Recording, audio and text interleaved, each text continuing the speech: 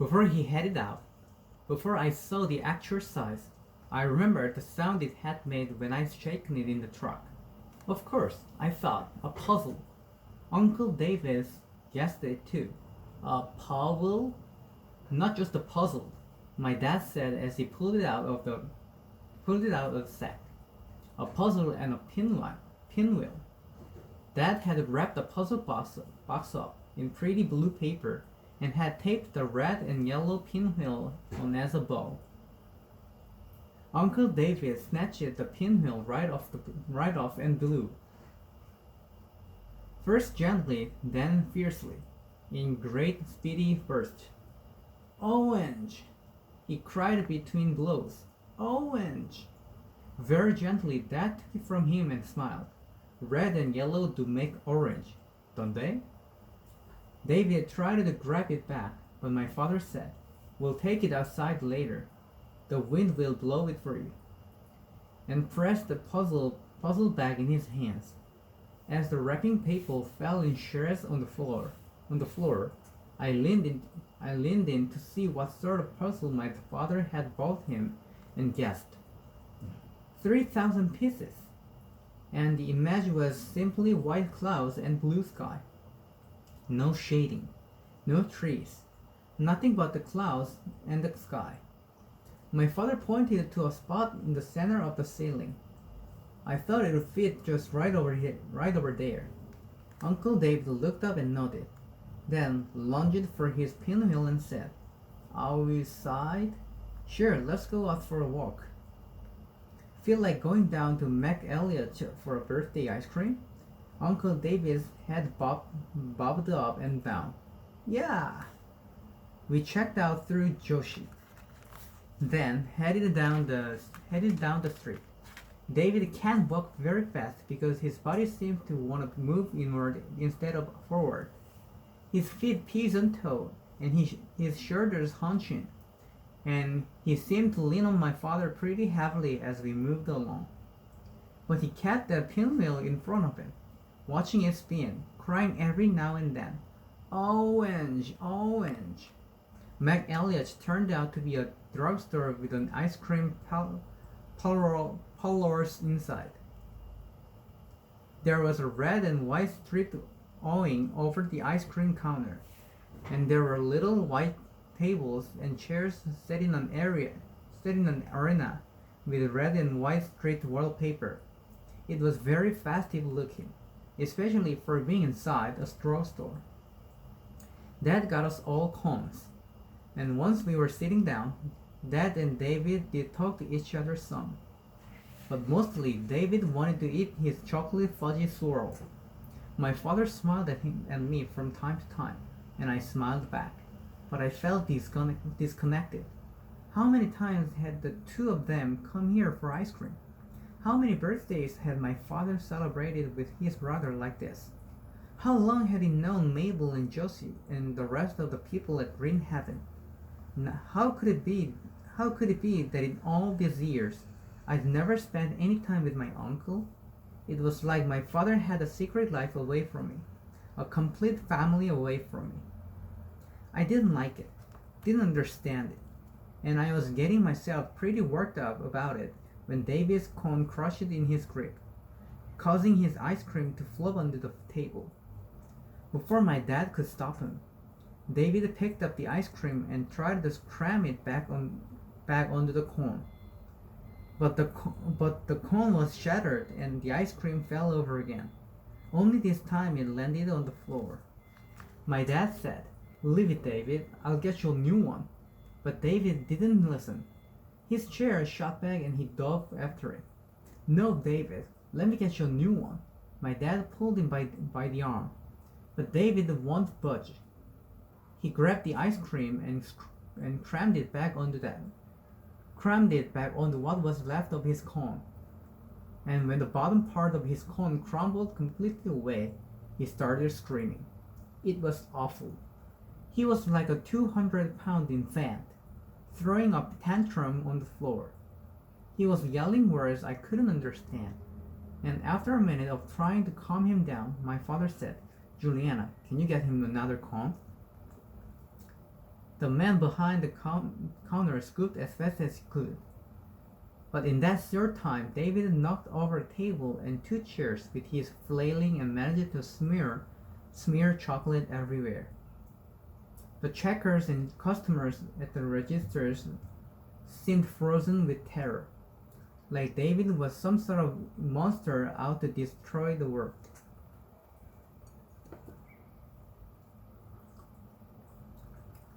I gave the new cone to my father, who handed it to David, right there on the floor. And while David sat there eating it, my father and I worked around it, putting everything back in order and wiping up the mess. On the walk back on the walk back to Green Heaven, David acted like nothing had happened. He spurted into his pinwheel and cried, "Orange!" from time to time. But when my dad held open the front door, I could tell that David was tired.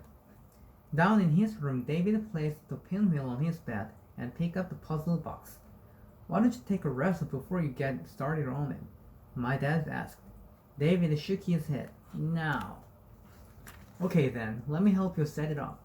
My father pulled the card table from beneath the bed, then swung the legs out and snapped them into place. After he had it shoved up against the wall near the bed, he moved the chair close to it and said, "There you are, all set up." David had the box open and was already sifting through the pieces. So go on. Whoopah. I'm glad you like it. You think you might have it done by Wednesday? I can come back and glue it on the ceiling for you then, if you like it. David nodded, but he was already intent on the puzzle, carefully laying pieces on the table. My father put his hand on his shoulder and said, "I'll see you Wednesday then, okay?" He nodded. "Will you say goodbye to Juliana?" "Bye," he said, but he didn't look up from his box of pieces. "See you later, Uncle David." I tried to sound cheerful, but I didn't feel that way. When we got back into the truck, my dad clicked on his seatbelt and said, "So." I just looked at him and tried to smile. "Are you as exhausted as I am?" he said. I nodded. Everything was fine, except for the ice cream. Dad chuckled. "Except for the ice cream." Then he turned serious. "The trouble is, you never know what the ice cream is going to be. Sometimes it's a fly in the room. Sometimes it's the feel of his socks. It's hard to predict everything. Usually, getting ice cream is safe." He shook his head and closed his eyes, thinking things I couldn't imagine. Finally, he turned the ignition and said, "David lived with your mother and me for a while, before you kids were born. We thought it would be better for him to live with us than to be in a home. But we were wrong. We were wrong. But overall, everything went okay today." He ground the gear shift into reverse. "David has many special needs, both emotional and physical. Your mom and I couldn't handle them all. Fortunately, he is happy here. They have programs to teach him how to care for himself, how to dress and bath and brush his teeth, how to act around others and communicate. They go on outings, and he has a job doing mailings for a doctor's office." "He does?" "He goes there every morning during the week to forward mailings and fill envelopes. Green Heaven's been so good for him.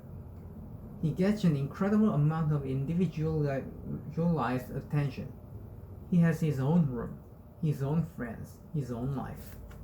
After a minute I said, "But he's part of the family, Dad, and it just doesn't seem right that he's never been over for a visit. Not even on Christmas or Thanksgiving. He doesn't want to, sweetheart. One year, your mother and I insisted he spend Thanksgiving with us, and it was the biggest disaster you can imagine. He broke a window out of the car.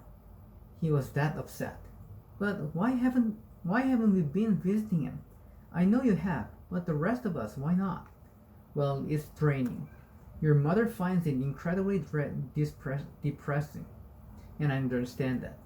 We both agreed that it was no place to take small children.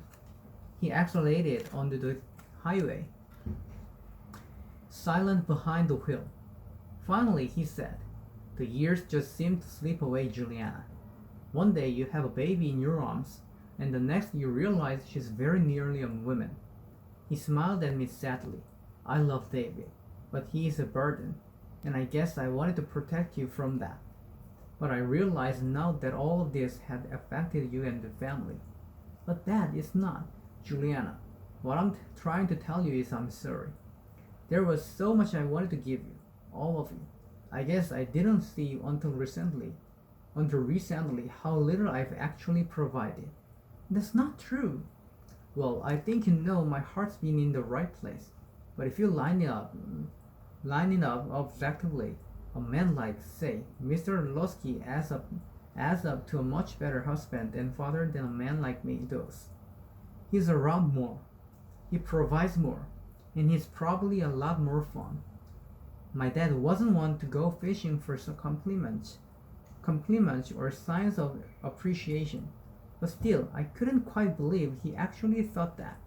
Dad, I don't care how it looks on paper. I think you're the best dad ever. And when I marry somebody someday, I sure don't want him to be like Mr. Losky. I want him to be like you." He looked at me like he couldn't quite believe his ears. "Is that so?" he said with a grin. "Well, I'll remind you of that as your someday approaches." That turned the rest of the trip around. We laughed and joked and talked about all kinds of things. But as we neared home, there was one thing the conversation kept turning back to: pancakes.